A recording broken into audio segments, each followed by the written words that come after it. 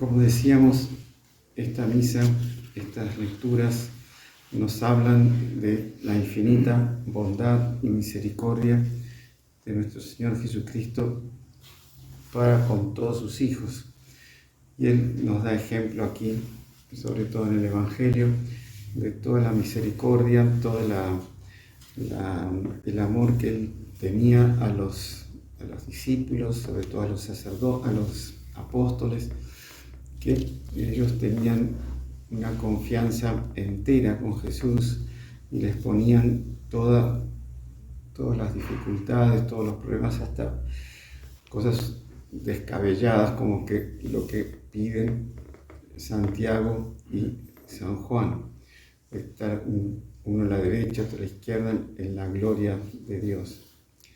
Pero uno ve cómo Jesús acoge esos pedidos con toda magnanimidad, con toda bondad, no los reprende por eso, al contrario, con toda paciencia, porque Él está dispuesto, como dice la primera lectura, a sufrir por todos nosotros para rescatarnos del pecado. Como dice Isaías, el Señor quiso aplastarlo con el sufrimiento. Si ofrece su vida en sacrificio de reparación, verá su descendencia y prolongará sus días, y la voluntad del Señor se cumplirá por medio de él. O sea, Él se encarnó para sufrir y dar su vida en rescate por todos. Y que eso es una bondad infinita. Y entonces vemos también en la segunda lectura, en los Hebreos, toda esa confianza que nosotros debemos tener en esa misericordia que Jesús, Dios encarnado, tiene para, dice, compadecerse de nuestras debilidades. Dice, Él fue sometido a las mismas pruebas que nosotros, a excepción del pecado. Vayamos entonces confiadamente al trono de la gracia a fin de obtener misericordia. Entonces, debemos ir confiadamente al trono de la gracia. ¿Dónde está el trono de la gracia? El trono de la gracia está cuando vamos a comulgar. Ahí está nuestro Señor Jesucristo en cuerpo, sangre, alma y divinidad en la hostia. También, está en todos los sacramentos, pero en un sacramento está todavía más patente, que es el sacramento de la confesión. El sacramento de la confesión es una gracia muy grande que Dios nos dio para perdonarnos nuestros pecados, y al cual nosotros debemos ir con total confianza y debemos perder el miedo a los ministros de Dios, y sobre todo cuando están en el confesionario. Hubo grandes santos que vivían entre el confesionario y el altar. Por ejemplo, San Juan María Vianney, el santo cura de Ars, por ejemplo, el Padre Pío, que pasaba horas confesando, y la gente iba de todo el mundo para confesarse con el Padre Pío. Don Bosco, tanto Don Bosco como el Padre Pío aconsejaban siempre confesarse por lo menos una vez por semana, para la persona ir puliendo su alma para hacerla más santa. Y Don Bosco tiene un pensamiento que es muy impresionante. Dice, el demonio, cuando quiere hacernos pecar, nos saca la vergüenza, nos saca la timidez, nos saca el miedo, para que la persona se lance en el pecado. Pero después, cuando la persona tiene el remordimiento y se arrepiente y quiere ir al confesionario, le devuelve todo el miedo, toda la vergüenza, toda la timidez. Entonces, para que la persona no vaya al confesionario y vaya postergando esa confesión y después termina no haciéndola más. Entonces debemos romper con ese demonio y acercarnos al confesionario con toda confianza, como tenían esa confianza los apóstoles de Jesús y que ponían esas preguntas y esos pedidos, así como decíamos, poco descabellados, y que Jesús los atendía con toda normalidad, con toda paciencia. En el confesionario, el sacerdote se da, el Dios, o sea, Jesús toma el cuerpo del sacerdote, toma la laringe del sacerdote, lo mismo en la consagración. Se da ese milagro en que el que absuelve no es el sacerdote, es el mismo nuestro Señor Jesucristo, pues es la fórmula para que la confesión, la absolución sea válida. Dice: yo te absuelvo en el nombre del Padre, del Hijo y del Espíritu Santo. No es Dios te absuelve, ¿no? Porque ahí el sacerdote toma la personalidad, Dios toma al sacerdote.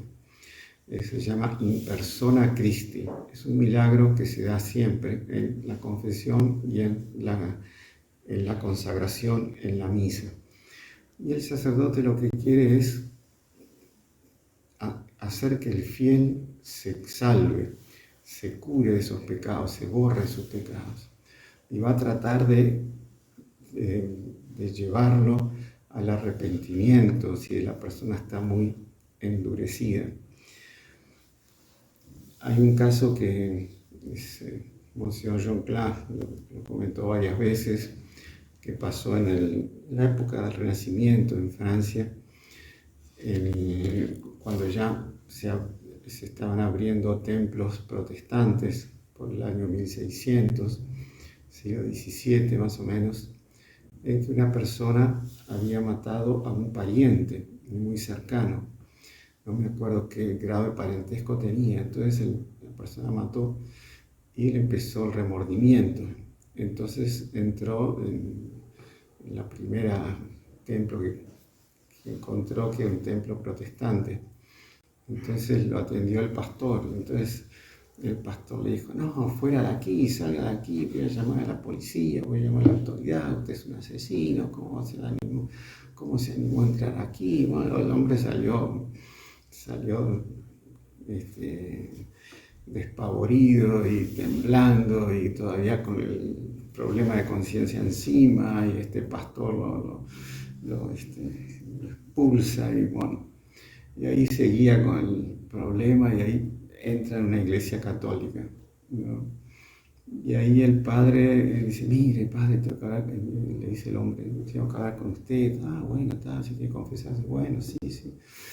Entonces ahí él se sienta en el confesionario y dice: mire, maté a, no sé, vamos a poner un primo, no sé, un tío. Y entonces pasó esto y otro. Y entonces el sacerdote le dice: ¿y qué más quiere confesar? Entonces cuando el sacerdote le dijo eso, el hombre empezó a llorar a mares. Porque, bueno, la misericordia de Dios es infinita, ¿no? Se puede haber matado más de uno, ¿okay?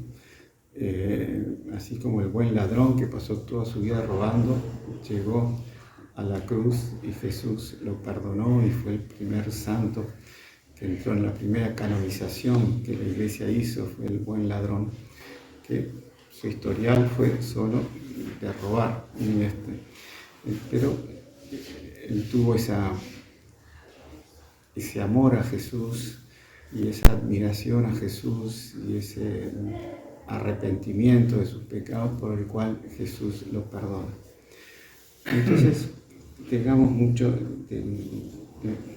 mucha confianza en los ministros de Dios, sobre todo cuando están en el confesionario. Y acerquémonos a la confesión, porque la confesión es un sacramento que da una alegría a la persona una vez que la persona declina todos sus pecados y le alivia todo el peso de conciencia, la persona sale con una alegría como nunca tuvo en su vida. Y muchas veces llora y muchas veces no puede creer cuánta misericordia de Dios se derrama hacia ella.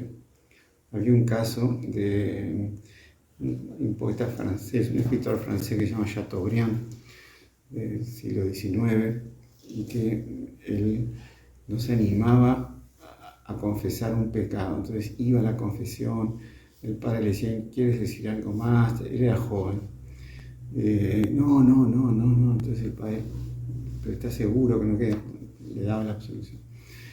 Hasta que él iba y no se animaba, hasta que una vez fue.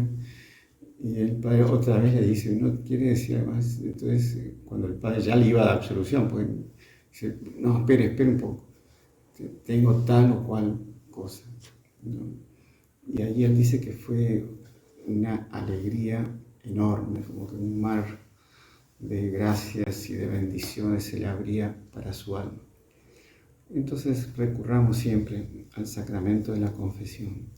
Siempre, además, debemos tener confianza en que esos pecados nunca van a ser dichos a otros. El secreto de confesión es de los secretos mejor guardados, y hay una pena de excomunión que solo puede ser levantada por el Papa para aquellos sacerdotes que revelen voluntariamente el secreto de confesión. Hubo un santo que se llamaba San Juan Nepomuceno en Austria, en Viena, que él era confesor de la reina, no me acuerdo que, creo que es por el siglo XVII, XVIII, y que el rey quería a toda costa saber los pecados de la reina.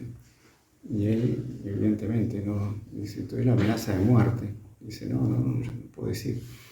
Entonces ahí lo agarran, el rey manda a unos sicarios, y lo agarran, lo ponen en una bolsa y lo tiran en un invierno así, frío, muy frío, en Viena, lo tiran al Danubio, ¿no? Y ahí, bueno, muere. Entonces él es uno de los mártires del secreto de la confesión. Y allí hay casos así, de cómo el secreto de la confesión siempre fue mantenido por los sacerdotes, a pesar de que muchos sacerdotes moralmente no eran buenos, pero en ese punto siempre se mantuvo.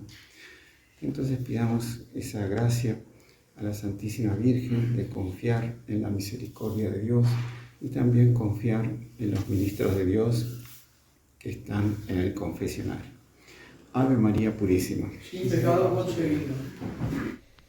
Y si le gustó el video, no se olvide de inscribirse en el canal, dejar su like y activar las notificaciones en la campanita para no perderse ningún video del canal.